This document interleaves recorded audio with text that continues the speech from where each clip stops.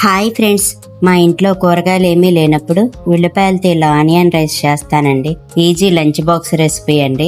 కుక్కర్లో 2 టేబుల్ స్పూన్ల ఆయిల్ వేసుకుని పలవా దినుసులు వేసుకోండి. కొంచెం జీడిపప్పు వేసి లైట్గా వేయించి ఒక మీడియం సైజు ఉల్లిపాయని పొడవుగా కట్ చేసిన ముక్కలు వేసి మీడియం ఫ్లేమ్లో ఉల్లిపాయలు కలుపుకుంటూ ఎర్రగా వేయించుకోండి.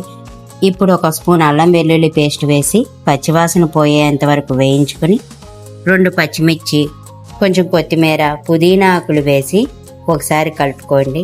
ఇప్పుడు 1 కప్పు పెరుగు వేసి మన టేస్ట్కి తగినంత సాల్ట్, 1/2 స్పూన్ పసుపు, 1 స్పూన్ కారం, 1/2 స్పూన్ బిర్యానీ మసాలా, 1/2 స్పూన్ మిరియాల పొడి వేసి మీడియం ఫ్లేమ్లో మసాలాలన్నీ పెరుగులో కలిసే వరకు కలుపుతూ ఆయిల్ సపరేట్ అయ్యి నూనె పైకి తేలే వరకు ఫ్రై చేయండి. ఇలా ఆయిల్ సపరేట్ అయ్యాక క్లీన్ చేసి పెట్టుకున్న రైస్ని వేసుకోండి.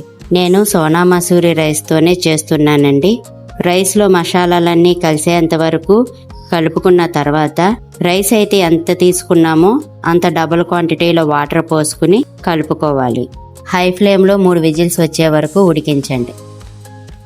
విజిల్లోని గాలంతా పోయాక చూస్తే గుమగుమలాడే వేడివేడి ఆనియన్ రైస్ రెడీ అయిపోయింది.